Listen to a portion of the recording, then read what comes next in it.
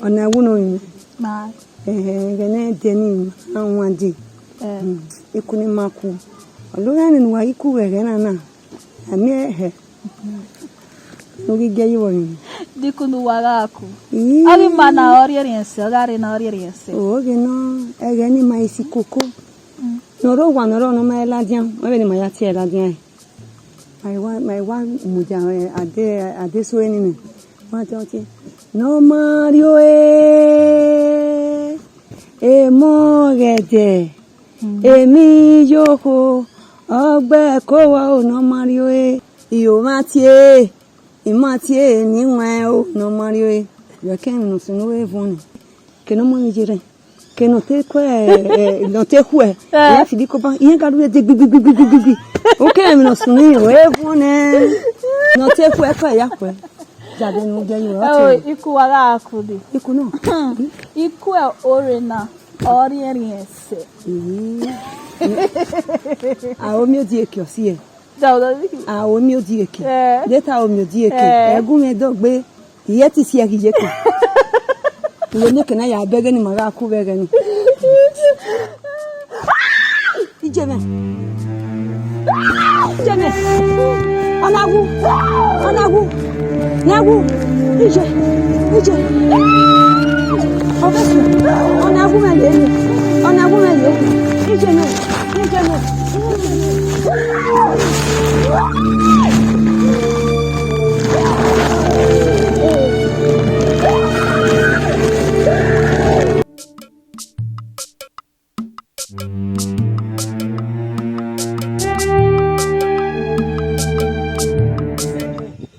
Obana mo se no roke ido yin wa ONAIWU no wi menu iwo nu wala on wa ge ONAIWU me nike ma bie banani aye ni banu no gume ya kuzi me ya gogo ni ya kusota edo yin wa o obana no ni wala o kedene na ga ni fu wa iyen gu ma emi o emure wa yeri eti baneti wa be de no te baneje ni ya seti migo ni do ya wenu wa ona do yin wa o wa bu me ya kusota o wa ge ONAIWU me o obana me no se no loki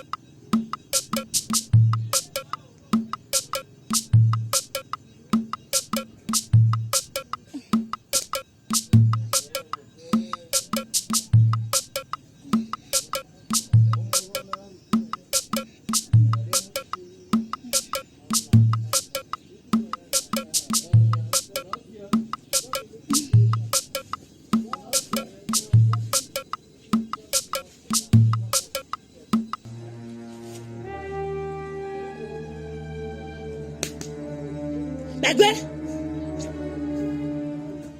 Why am I? If you say man, I beg a woman. Now when you are over here, when you want, then oh, Bava, why we don't know? A man I want to do wuji. Hey, we went my way.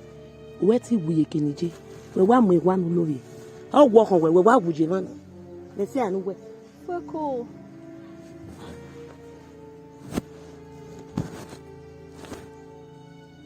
Kuyaza. Viau. Wa peguei meu wa me pana viau.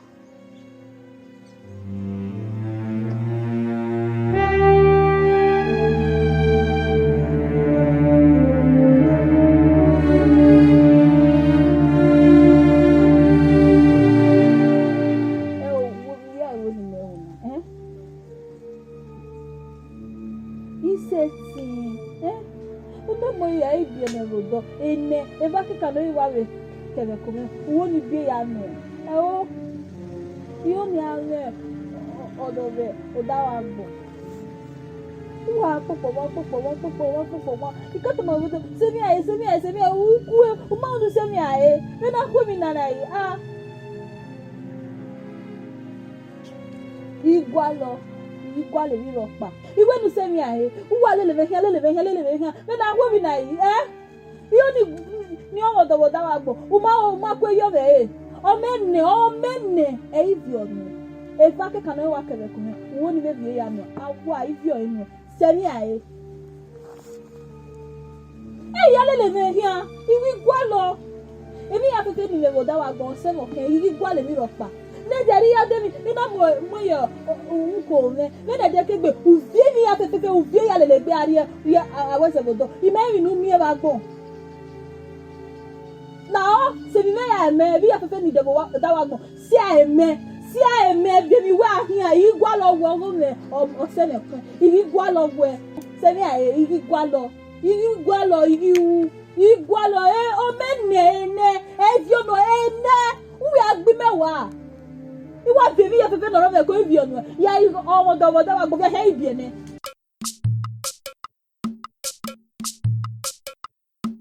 do manu wa ya me I'm not saying ONAIWU. We ma wa no ONAIWU ko bebo na. Emi ni me mi ONAIWU mi ebe na. Opa modin. Opa wodin. Woni ahin. ONAIWU ni opa be yo gona wa ota ibai. Ona wa ata lo. Ni ye ya won do wo do ni. Ni ye ya won mene no ya ni. A mi opa no ONAIWU ma de kan re na. Imawu ewu mara re. E mota. Odo ni weri. La gario wa o wen da ONAIWU ni me ke tam won gwege fi ko ONAIWU we me ONAIWU we me ONAIWU gba ho no aye to ni ma we la gario wa ONAIWU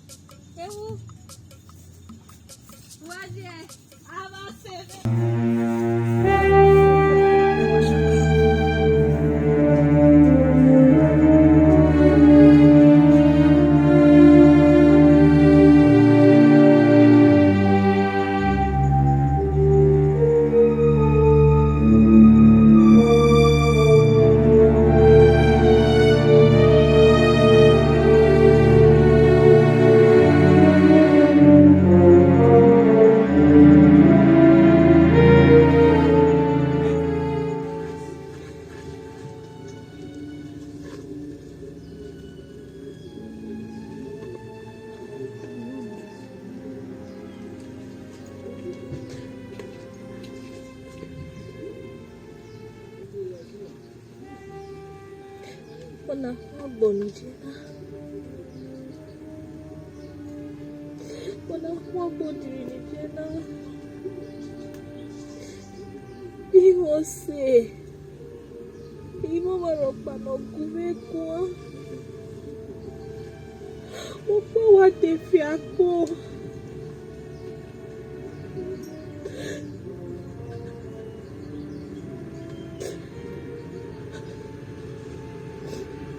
Oni ya no sinu wa popo me bari awo.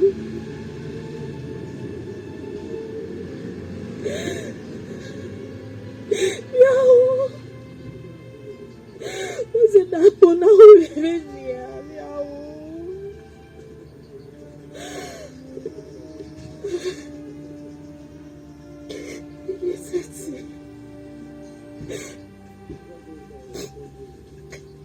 Sexy. No. You woman. Tiari abona wena nana. Ya como kwa ya kuweka. Imo malilele ku. Na ya piovera di abomo pa ya gbo ya so.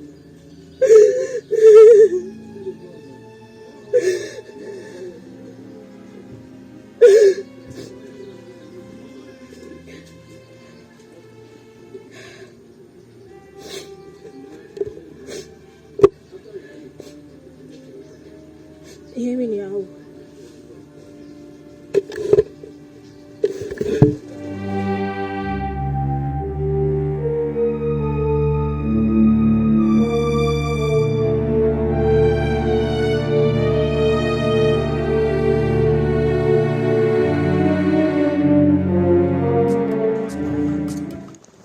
Eddie. Et on va voir quoi.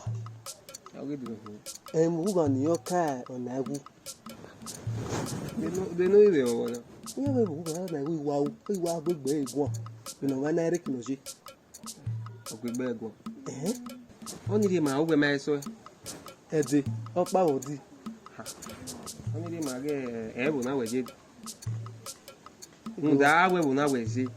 We are munity. Your power here. Oh my god, good bag. Oh, that good bag one with ma.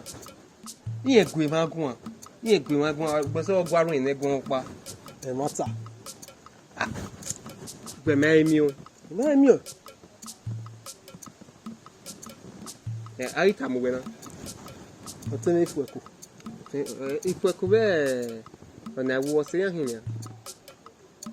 Sukma, I guess not be rana. Here you see. David or Yanni ONAIWU. Benutano. Igbahiamegebu. O si yen agbahin. Iyan ro pa iyan yiku yan. Iyan yiku ne ONAIWU sike yan. Ogo do age bien. We ga gwa le if no gwa re gbugbe. Ti ya to. Je. Etene odo no ri eyo se. Ibi on seri oge obi omine yezene. Omine. Bi no ya ta oge omine e bi yeze. Sukma omi han. Jesus Christ wu yan abie. Obi ne yeze oni re mare. Do yire won do be dia. Ifa pa kan ran ebie. Ibude ni meme no gwe ni o we wa asikoi. Na wa no ri yeze. No me na bi abi you out. Oni re ma gwe obi eze no. Oni re ma obi eze no.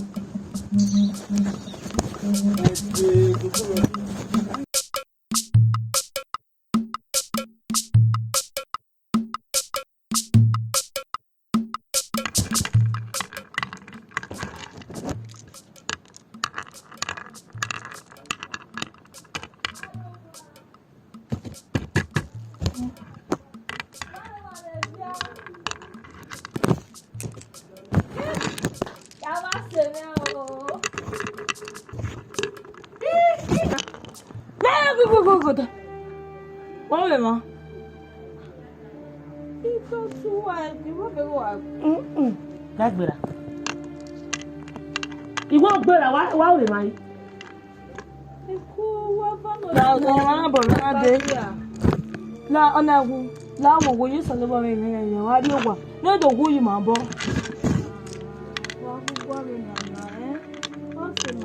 Ma se wa gani do ma kan se gani ma ri se asa pa se we are you wa no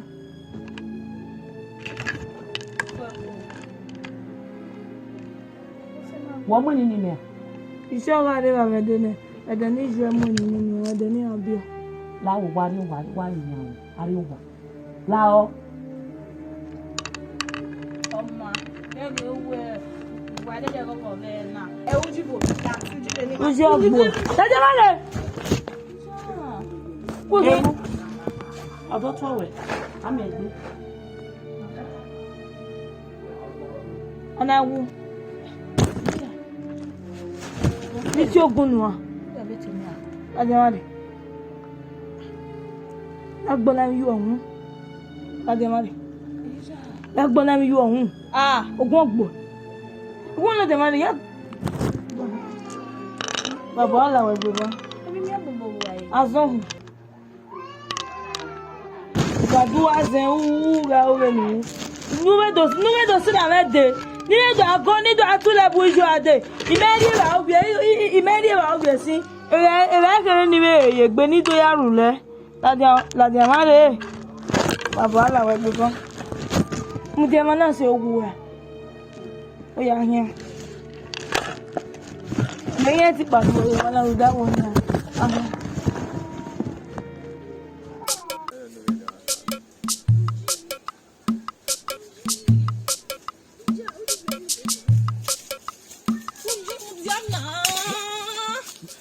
Wọ́n súnmọ́. Wọ́n súnmọ́ ìwú. Wà á kí á ti ẹ̀wọ̀ ogun ni ẹ̀rẹ́ bí àwọn náà yìí. Ẹ wò, yẹ̀hẹ́ gòrì ọ̀nà táyé. Wọ́n sẹ́. Se ma gba. ONAIWU go ta ma wo. U ya to ma awo onu wo. Awo ba mi ni. U ne mo tani. Wo me ri gba kan wo fun. Ra tuo no odonu se ame. Lo do bubi o ma wo. Guys, ya na ka ga kekebe e do le gbe dan igbo mo da wo fi kama wo ne. Ye wo ni fi o mi.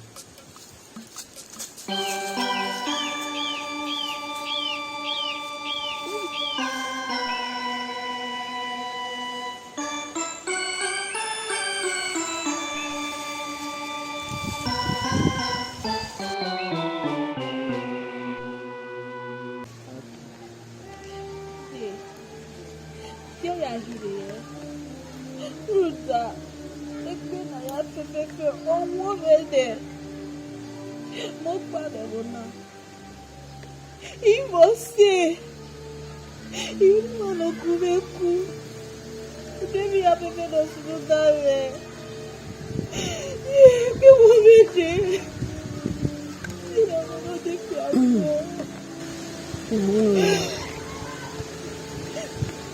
That's a man in love. What's a woman in love? Chicken, Zigan, Yerry, on the phone. Owo, Eva, Eha, Ogin. All the man I know, on a reset you. Ọ̀nà iṣẹ́ tí mi rẹ̀. Èmi lọ sínú dábẹ̀ náà. Dédá mẹ́yìn rà gbọ́dọ̀. Ẹ̀nà ya fẹ́fẹ́. Ọ̀gbọ̀n lè bí yọ̀dẹ̀. Ọ̀jì lè ya hama wọ̀ náà wọ̀ n'ụlọ ezigbo. Kenere akị kenye n'ime ebe akụkụ mọkpaga wọ̀. N'ụda wẹ̀ ọ̀wẹ́kọ̀wa jì ní ẹ̀ẹ́kẹ̀nụrụ gwa ọ̀manụrụ agwọ̀ n'ọ̀kọ̀gwa. Mgbe ihe ị ga-esi mee ahụ na ya ati gbẹ̀ngbẹ̀n náà wọ́n lè rí ẹ̀rẹ̀ kéré ní ọ̀fọ̀gbọ́n. Àmì fún mi. Oge ni wọ́n wá fi ayọ̀ náà rí láwọ̀ owó gẹ́gẹ́ ní ayọ̀. Rúdà ẹgbẹ́ wọ̀ mẹ́tẹ̀ èyí ṣèjì kí gbọ́dọ̀ láyé. Èyí ṣèjì kí gbọ́dọ̀ láyé. Èyí ṣèjì. Èyí ṣèjì. Wọ́n yà gẹ́gẹ́ mọ́. Ìbá yà gẹ́gẹ́ mọ́ ìmọ̀ sí. Ọmọdọ̀pọ̀ ẹkún rẹ̀ kú.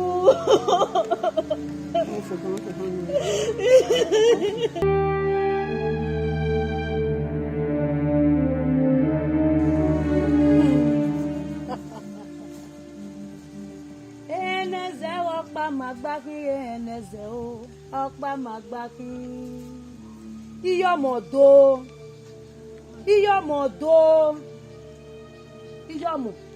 wera seti tami mewe kuma ha wo manu weniki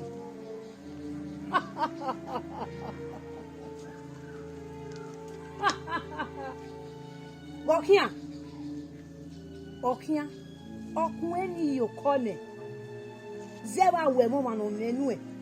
Oye ya gba okiyeke. No mana esu okia. Sẹ́yìn mẹ́rin wọn bọ̀ ọ́ ọ̀nà máríwó ni. Èmi nu àwọn àtijọ́ mọ̀. Uwu lè rí ẹ nọ̀dọ̀. Gẹ́rẹ́ rẹ̀ ọmọdọ̀. Rúndà ọmọ egbúgi ọ̀rìn. Ọ̀dọ̀ ẹnu olúwa mẹ́kọ̀ọ́ ẹ̀. Ọ̀tí ẹ̀ ní à ọmọ egbúgi ọ̀rìn. Ẹ̀rọ̀gà ikọ̀ yàwù gí ọ̀rìn lẹ̀rẹ̀ díà. Uri ẹ̀ ọ̀nù rí ẹ̀yẹ̀ díà rẹ̀ ìjọ mọ̀. Ọ̀gá ìpẹ́ kéré ọ̀gá ya ló bí ẹ̀gẹ̀ kéré ugu ya vie níyàn nọ́kẹ́ kíyàn ugu fi ọ̀gíyàn yọmọ bá kíyàn rere ya wẹ́ nẹ́gẹ́ fèwẹ̀. Òwe sọ ni ìyàwó rẹ̀ nù káyọ̀. Kọ́ yọmọ. Wẹ́ sí ibi ìbọ̀dọ̀ orí mẹ́rẹ̀ dọ̀. Wẹ́ sí bẹ́ẹ̀ wẹ́ ìsìnkàmẹ́ ti parí. Wẹ́ sí.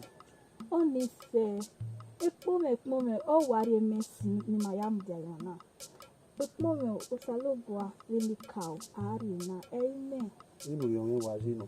Nínú ẹniwẹ́. enime ọnaiwu ONAIWU. Ẹni wà rí ẹni ẹni wà ìjì. Ó yẹ wọ́n wẹ̀ ní. orí onyinyeji Wọ́n yẹ kó gbà wá mi hìn náà. ẹwata Kàbọ̀ mama rẹ na-egbe pé ọ̀.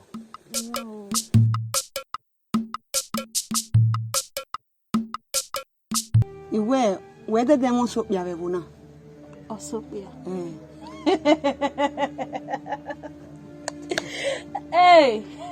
Dẹnu rí gẹ́jì wọ̀ yìí. je ọsọpịa wakede arijame ọmarọkpa egumegua amegwe uwe miamiawe ọmarọkpa egbumeku ewuna ihu owiwane ihe egbumeku ama iwe ọsọpịa wakede Mẹ̀tẹ́ ọ̀rẹ́ díyàn ní kò rere lè wẹ̀kú. Mo da wẹ̀ zọ́ọ̀sì. Mẹ̀tẹ́ wí pé ànírọ̀ ìyàn rẹ̀ alẹ́ lè wẹ̀kú. je email idedemeka mudia yebazi ọnanọ m gbota na ya Ẹ̀mí lọ pa ọmọ.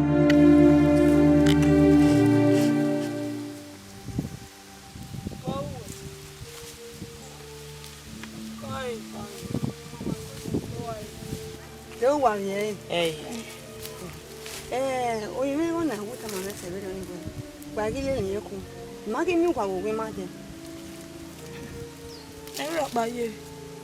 Ẹ̀mí lọ pa. Àbọ̀sẹ̀ nìkan náà gílẹ̀ lẹ́kọ̀ọ́. Wà á rí púpọ̀ ẹ̀ gbé. Ìwé mẹ́rin nà wíwẹ́ ṣe. Wọ́n ṣe ẹ̀.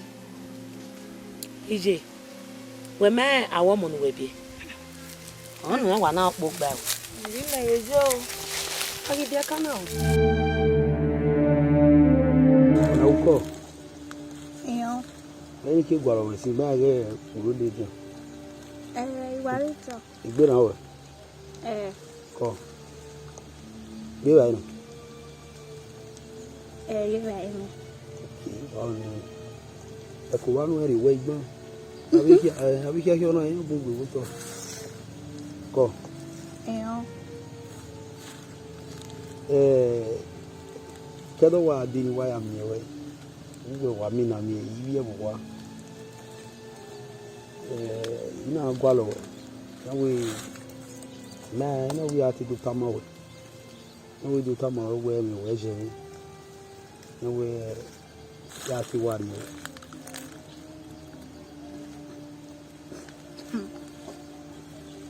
ẹwàtà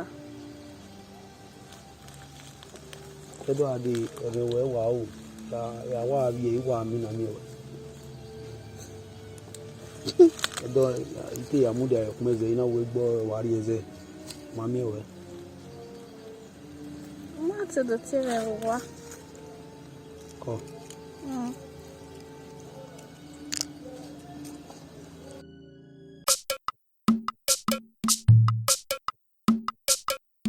ome owo yakpa no ke ewo ni no jaki mana bi ati ere abi akagba no do anere igba wani ge ONAIWU we mai mi. Iwe mi na o, do ma na mi me wo do wa no me wo na hu me je se yo e. Agbogbo mi gwa na wa ko pase awo. Nye ma wa manu na wu ya. Ni ma ja ji won e no do do e ga ri ba.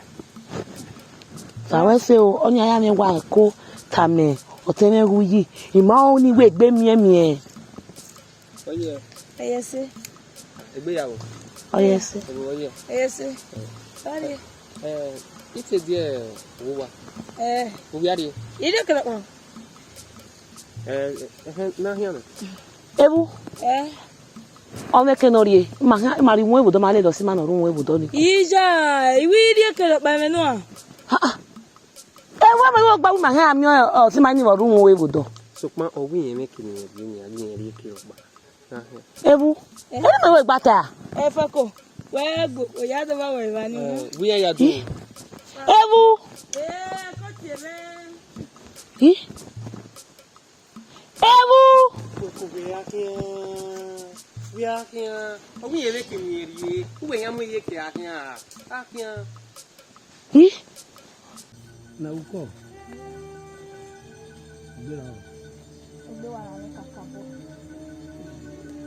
Na ya wa fure. O to gbaro ni wi an dele no we. Ku gba kere ni ya nemewe ade wo na.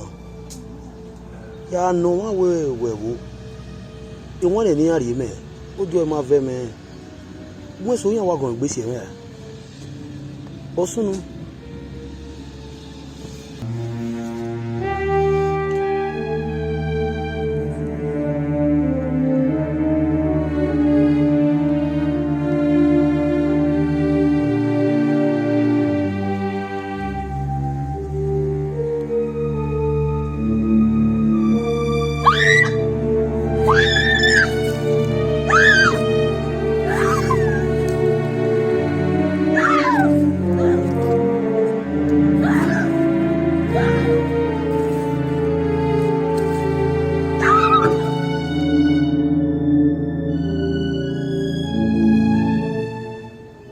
Osie.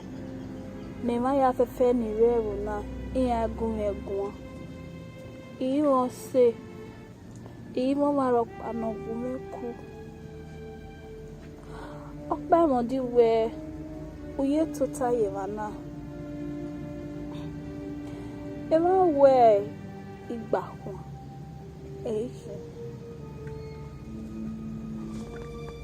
Igba hun. Mi ame. Be no ma ya ze ire. No. Ijo ipari na tana. Ijere ami ke ni jere na ma Exco. Oje ya ne sugbon. Mi ro pa malade owo. Omo. Ya be ne bi bi eme. Igba hun. Mi ne emi ame. Ya ne bi bi eme. Ni abi gun hin ala jan yo. Bi na awe. Ofu.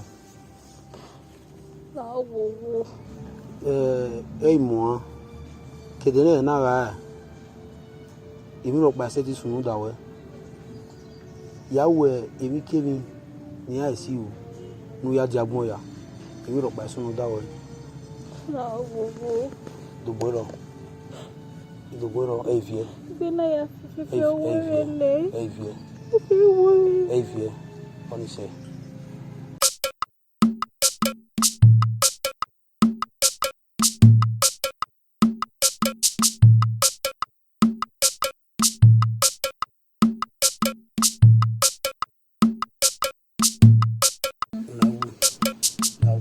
Egui. Egese. Ni ya mu enyan. Ebi bi eme enyan ma me. Egese ni ya mu se. De ya no ni hi. Enyan no hi. Ido ene. Ma we si baro. Lawo. Iwo mo gberi igbe ra fe mi to ya yin owe. Ugbode. Lawo. Me. What you may be yana. No, we say me a law. What better than not love? No, we say me a evil mommy. What pass it? What back? We will have many cuckoo. What love will I say me a law?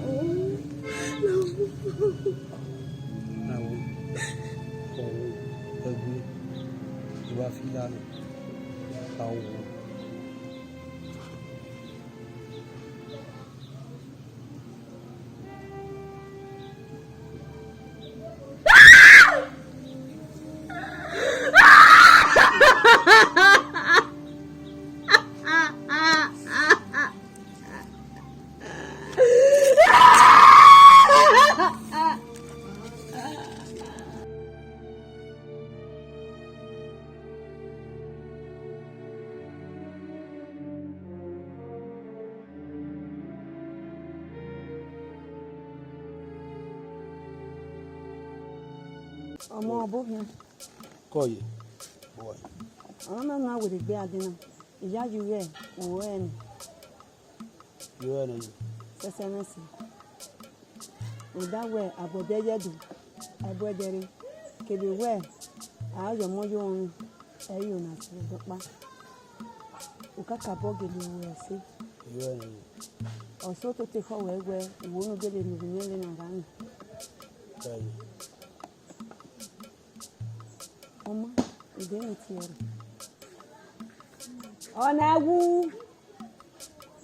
ẹ̀wú rẹwà. Adéyí ti wẹ̀.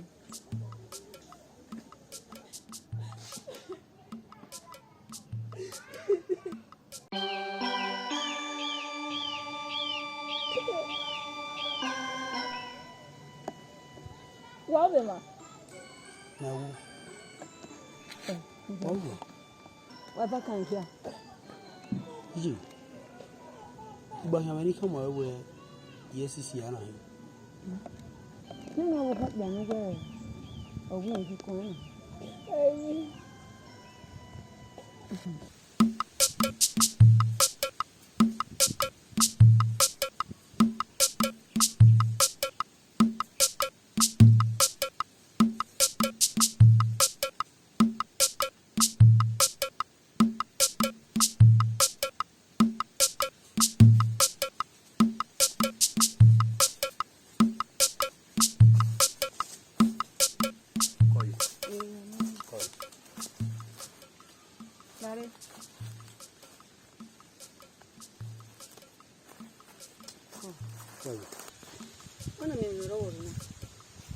You don't want to buy you.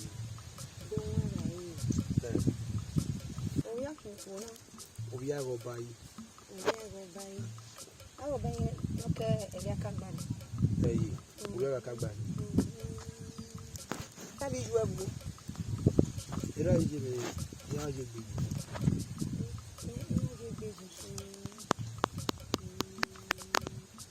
What's it today? You don't mean there. Oh, you. Come on, let's say you're aware. The area, if you know you do, a dog, a mere boss. Come on,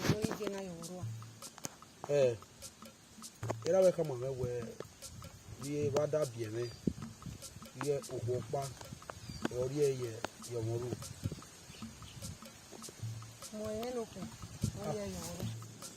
Go ye. Ìgbéyàwó ye. Udo wa udo wo. Go ye. Go ye e ban ke gwaro we.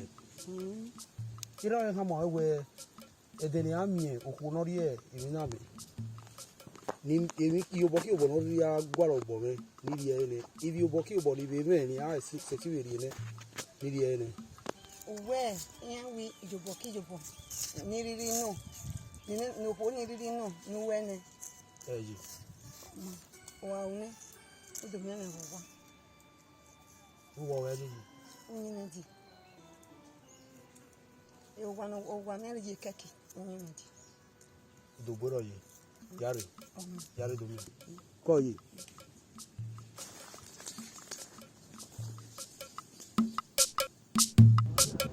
Oye. Oye, boy. Ya yo de ma logo when I Oh, you been ya some way with dog. It is why I never were, and I get one mama. book him Call you. call. Idiamo, I have one man. call you, Mo. We may look at your boy or yes, yes, Call you. call you. Billa, A big one, ya ye baby and away. hey.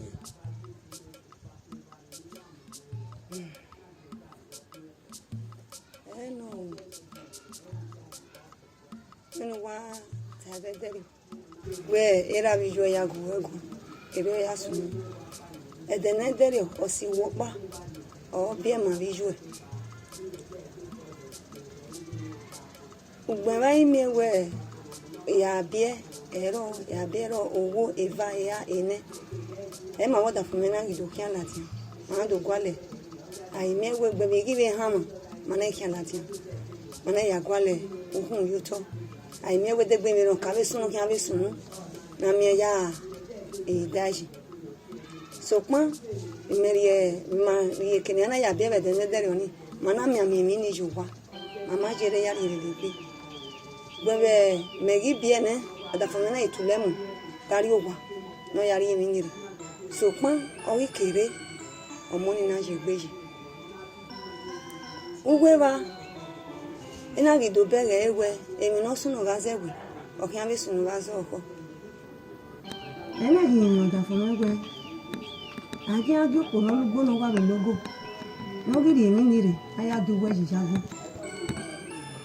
ena da fun ma na be mu e ona rire ana ri e ju buru ana ya si ni we ya bu ide o ya do mo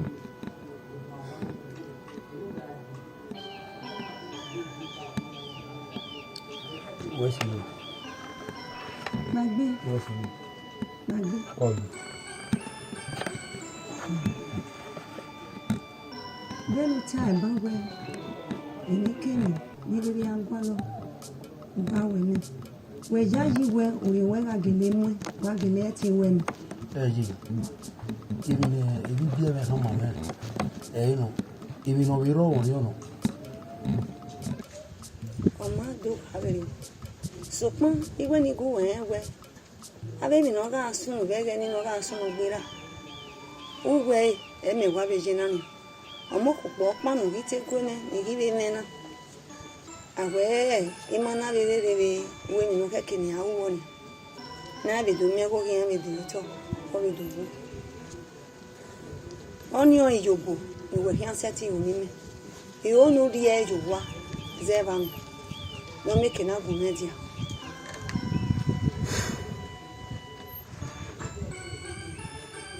Iye. You boy run here see the no. Na na be win agbo. etede mede Ye ya be see you we ran boy. You be jeze.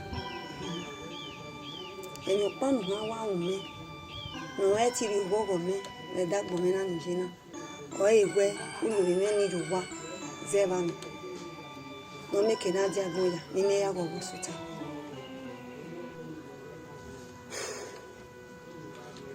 We see you.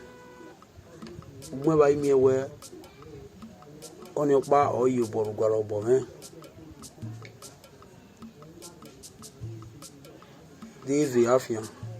A ge afia. Nene ivi o ya da me yagbon. Ya ki eri no. Ikire bi na o. Ohun ya ro. Ibi o bo we yo. Ise ti we yi. zegbo mi me busy go e ve kiri kiri wo de benta o gba kian ayo moju me e yo na se be dopa kebe we abode yedo abodere ari owa no ya weri ya bi enya wa bi enya ne o dolo bu mi ati do tama mi ni ka yo sa me e ma gbonu oye kiri ole gari olo loku na hello ni na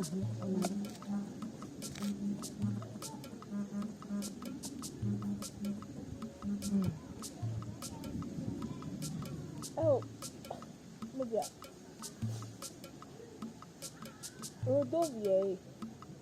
Ewe. O dane. Ewe na tamame we oriku.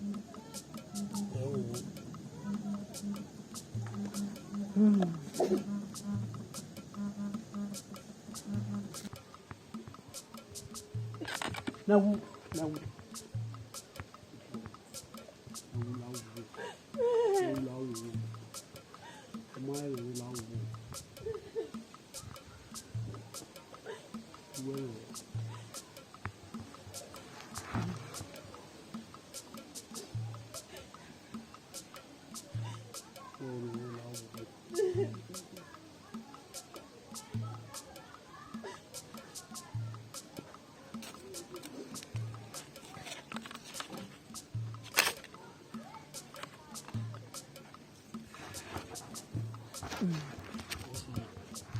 The matin and Yahweh, or you know, oh, you didn't back and go where to see her, not to go on.